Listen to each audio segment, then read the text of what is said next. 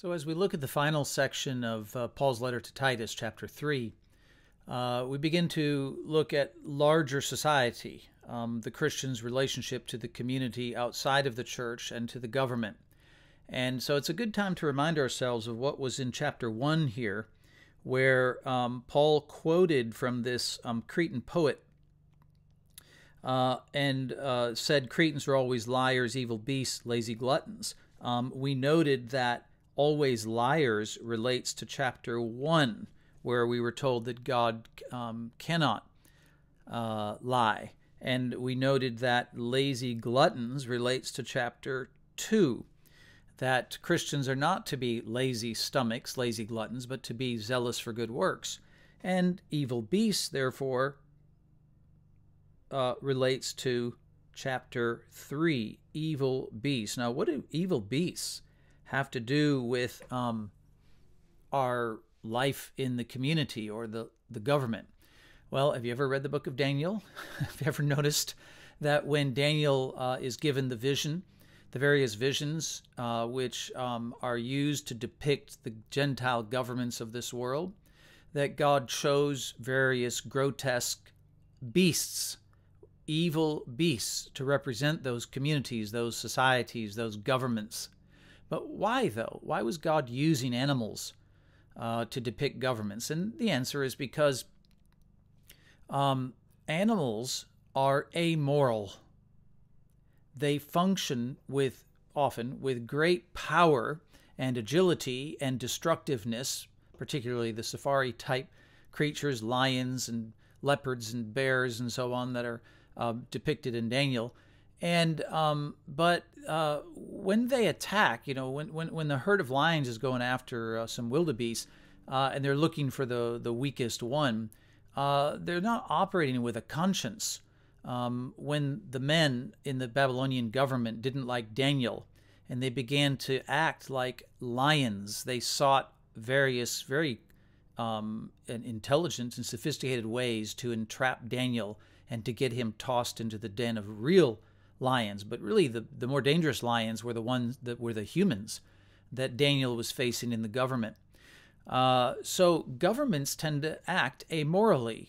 I myself might never really think, an individual that is, might never really think of killing someone else, but in the name of a government, they may go to war and kill many people and not have the same conscience about it.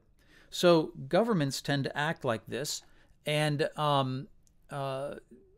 we surely see it in, say, for example, in the cancel culture, as it's called, in social media, that where there can be a kind of onslaught on one person, they sort of seek out the weak member of the herd and try and go after them, like the cake baker in Colorado, who's just baked cakes for a living, and they've been trying to destroy him for now a number of years, legally destroy him and his business, on the assumption that he would be a kind of a young elephant in the herd that they could destroy.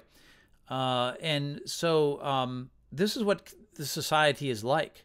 And increasingly our society is like this toward Christianity and toward Christians, those who hold biblical values. So what does Paul advise us to do? Well, his emphasis is on, first of all, submission and obedience. We need to be, to whatever degree possible, at peace, as he writes in Romans 12, at peace with the larger society. We should seek to obey the laws. First of all, because this reminds people that we believe in a larger created order. We believe God has appointed the leaders, the governments, and so on, and they're generally a force for good in maintaining some order in society, and so we want to promote that order. But also it's good that we show we're not like the herd, in that we do seek to be above board in regards to the laws of society, to be ready for every good work, which means we're not just sort of coldly obedient to laws, but we actually look to promote good and to do good for our neighbor in society. And then to avoid quarreling. Bit of a problem these days, isn't it?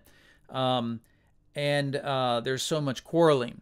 But it's one thing to argue one's case. It's another thing to quarrel or to wrangle.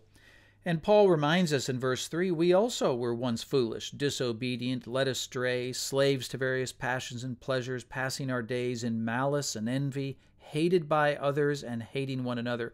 We don't want to be hateful. And I think this is a really big problem for that Christians are facing now, because there's so much antipathy to their value system that it's almost a knee-jerk reaction to be spiteful and to be hateful and to be bitter toward the communities around us, particularly the cancel culture and that sort of nonsense. But Christians need to strive to be above all that and not to be hateful, not to be bitter, and remind ourselves that that's what we sought to be saved from. That was the evil we wanted to be delivered from. So why continue to perpetuate it if we sought salvation out in part because we were beat down by the hatefulness in our own hearts? So that's the exhortation, the line of thinking in Paul's exhortations for the Christian in society, a Christian among evil beasts, not to become yet another beast in the society. But then we get to the task next week. What does this next paragraph here that tells us the goodness and loving kindness of our Savior, of God our Savior, has appeared? What exactly does this goodness and loving kindness of God, how does that help us to fulfill the exhortations up here? The same kind of pattern we saw in chapter 1 and in chapter 2, where this virtue of God, a particular virtue of God, is manifested or appears in order to help us to fulfill our role and our obligations as Christians in this context in the larger society. So best wishes thinking about that, and we'll see you next time.